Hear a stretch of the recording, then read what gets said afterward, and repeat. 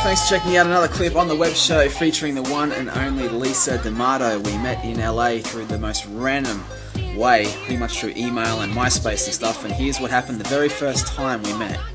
It's me.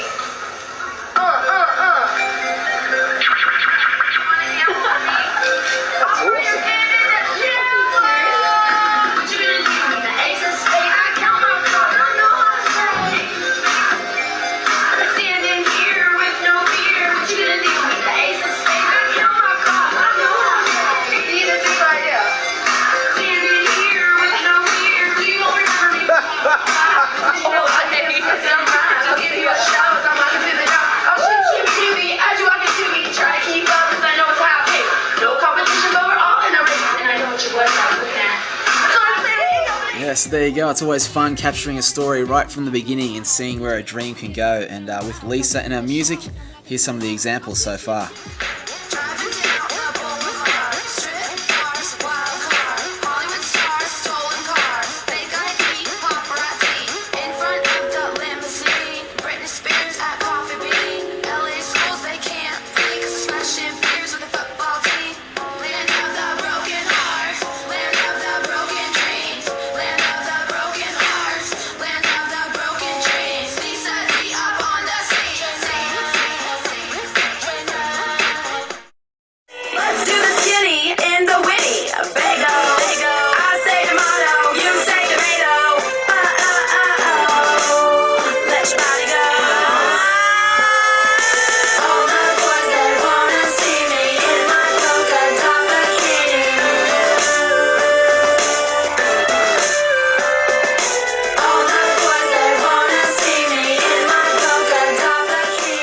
There you go, some of the videos there directed by Cisco Adler, and it was on a day in July that I jumped in a cab and headed past the Man's Chinese Theatre in the heart of Hollywood up into the hills to go catch up with Lisa. Pretty much the third time I think we've filmed over the years, and underneath the Hollywood sign she told me she lived in a giant big castle, and she wasn't kidding. This thing's amazing.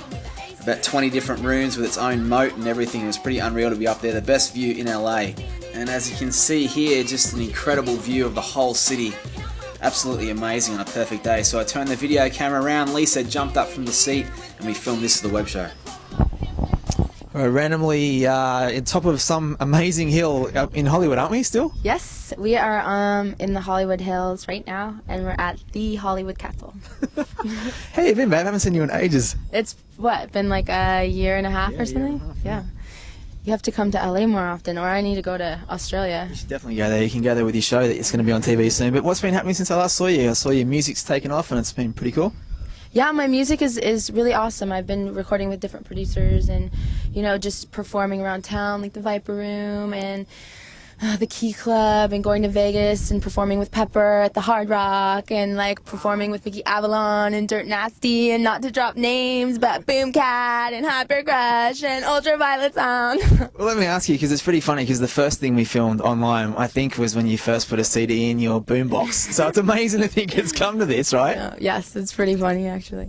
Ace of Spades, what you gonna do? Me the Ace of Spades. Yeah. I still love that song. So how hard do you work for it, though? Because it's not easy when you're chasing a dream and you're doing it all by yourself, and that's what you've done, self-created everything. How hard is it? It's really hard. Really, really, really hard. You know, like the music industry is like the hardest industry to break into, especially when you're coming from a place that the public eye knows you for something else, you know, and then you're trying to change your careers. Like people definitely aren't so accepting still with things like that, especially if you're a woman. And I've noticed that there's still a lot of things that need to change in terms of people having double standards. Right, okay. But, you know, I'll tell you this, it's one thing that I do creatively that I don't get bored of. I love dancing, and I love making music, and I love, you know, shining through all the way. Good for you. Now, I don't know if I can say it, but I just saw a bit of you on a DVD thing. So, I mean, when we met you last time and the music was starting, what could be happening? What's the dream? Do you want to be on TV? You want to have a show? You know, I used to just want a little piece of the pie. Now I want everything. Just kidding. Yeah. You know, what happens is when you start chasing your dreams, other things come and knock at your door. So basically I opened the door and to this one specific idea, and that is a reality show called My Name is Lisa, and basically just documents me and what my dancers and us living at the castle and surviving in the LA music underground scene, you know, and it's a lot of fun and it's very real, and you know, we are a crazy bunch of girls, that's for sure. What you gonna do with the ace of spades? I count my cards, I know how to play. Standing here with no fear. What you gonna do with the ace of spades? I count my cards, I know how to play. Standing here with no fear. Do you all remember me from Top Model 5? But did you know I could dance and spit some rhymes? I'll give you a show as I'm walking through the door. I'll ship shibby as you're walking through. Yeah, so there you go, looking back to the beginning, and now some things coming up with Celebrity Rehab. Had to ask Lisa all about the show. Oh yes, Celebrity Rehab. You know, I thought Ed McMahon was going to come to my door, but instead I got Celebrity Rehab calling me. Who needs Ed McMahon when you have Celebrity Rehab? Great, great, great, great, great! So what's the show about? Because I think it is on in Australia, but it's that Dr. Drew, is it? I'll give you a sum up. Okay. Dr. Drew teamed up with Irwin Productions, which got picked up by VH1, and they basically document celebrities who are addicted to drugs. Maybe it's crystal, maybe it's heroin, but basically they go, it's 3 weeks that we film, and you detox, which is the gnarliest thing I've ever seen in my life. I've never seen anyone detox from drugs before.